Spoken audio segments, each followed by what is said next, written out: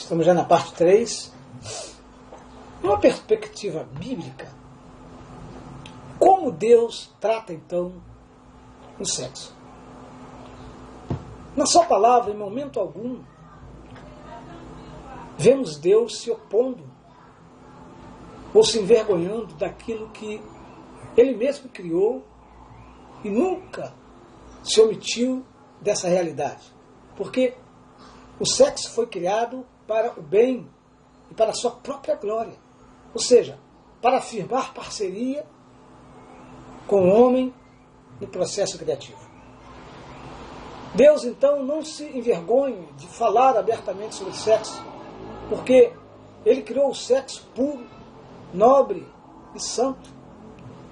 A Bíblia é mais que um mero guia filosófico. A Bíblia é um manual de vida que orienta o homem em todas as dimensões para que o homem experimente uma vida equilibrada em relação ao sexo. Basta consultarmos a palavra de Deus, onde ele terá acesso a toda a informação. Preste atenção, porque a Bíblia é ela que vai nos dar uma plena compreensão em termos de todos os assuntos, em relação a todos os assuntos. Vejam bem o que o teólogo Martinho Lutero, grande reformador, disse. Olha a frase que ele disse. Fiz uma aliança com Deus, que Ele não me mande visões, sonhos, nem mesmo anjos. Estou satisfeito com o dom das Escrituras Sagradas, que me dão instrução abundante e tudo o que preciso conhecer, tanto para esta vida, como para o que há de vir. Entendeu? É a Bíblia é isso, ela é completa, ela é plena para nos instruir em qualquer tipo de assunto. E o sexo também está incluído. Isto posto, queridos. Por isso, é através da Bíblia que o jovem é levado a tomar consciência dos fatos de natureza sexual e a se apropriar da realidade do sexo como uma bênção e não como um instrumento do pecado. Ele se tornará instrumento, então, do pecado se for iniciado de forma precoce, precipitado, ou seja, fora do casamento. Aí sim ele se torna uma maldição.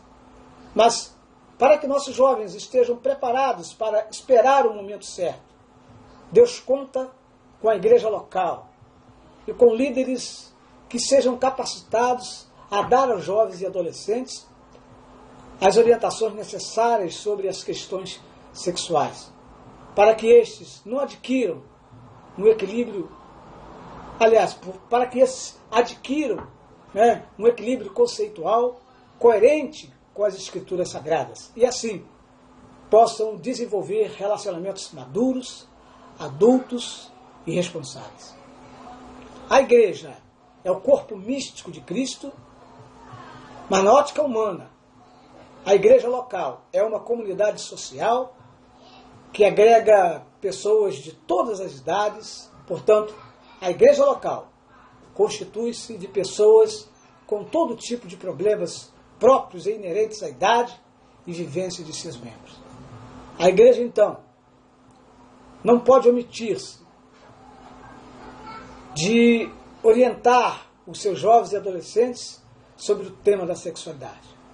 A Bíblia, ela, é o manual da igreja, por isso o assunto precisa ser abordado de maneira inteligente, buscando cada líder direcionar o tema adequado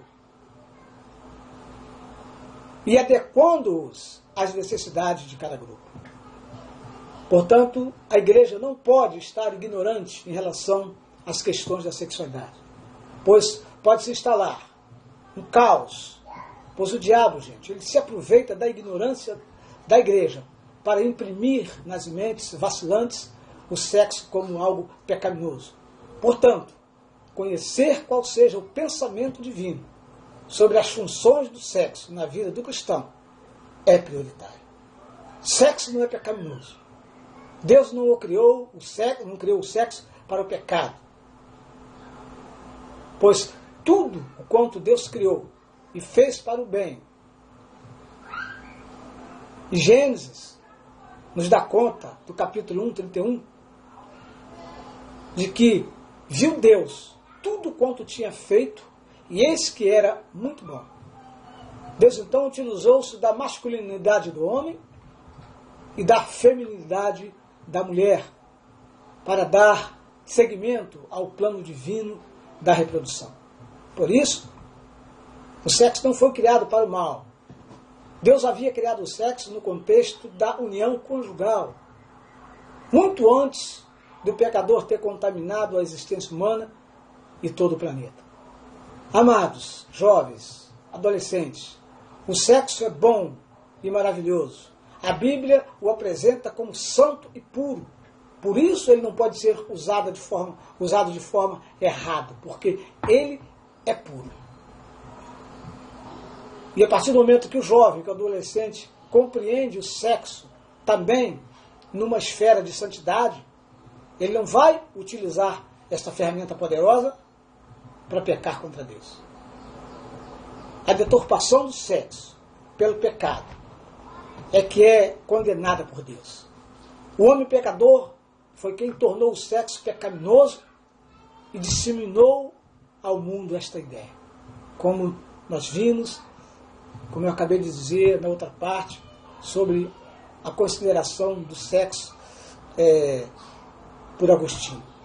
Como jovens cristãos, queridos, precisamos construir um mundo com tesouros éticos que tenham valor para a eternidade.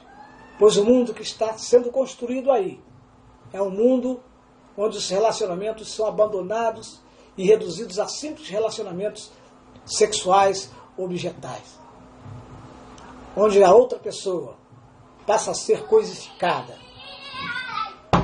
de uso só para o prazer, descartável, que se joga no lixo após o uso.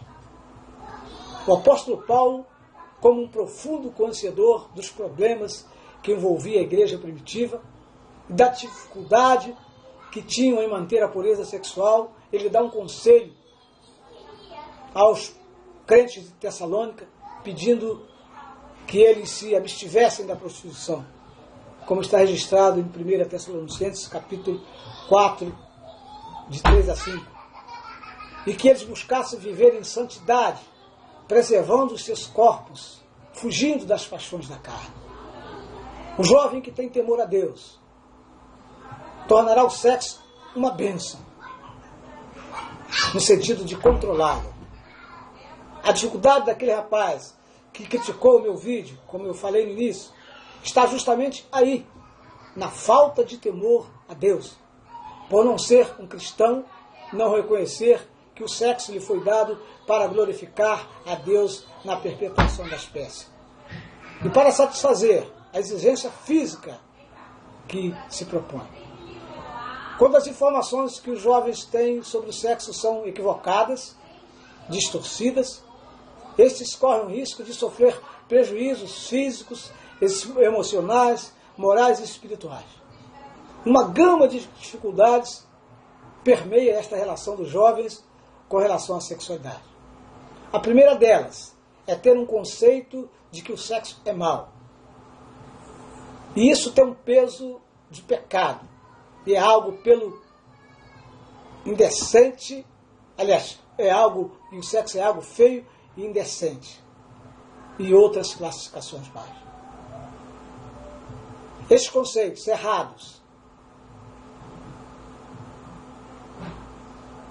resultam de informações deturpadas que os jovens, ou que até mesmo qualquer um de nós, recebemos do meio mundano por onde nós passamos. Porque existe ainda, queridos, muita ignorância sobre a finalidade do sexo. Por isso, muita distorção sobre o seu real propósito. E isso tem causado frustrações entre muitos jovens que acabam por fracassar nas suas relações, no namoro, devido a desconhecerem o que Deus realmente ensina, considera e pensa sobre o sexo. Então, somente uma leitura bíblica pode direcionar o jovem a um enfrentamento consciente às constantes e maciças tentações que ele sofre no campo da sexualidade durante o namoro. Então, o Criador e doador da vida dotou homem e mulher de distinção sexual, ou seja, ele os fez macho e fêmea. Homens e mulheres possuem características peculiares que são facilmente reconhecidas e que estarei falando daqui mais um pouco, na outra parte.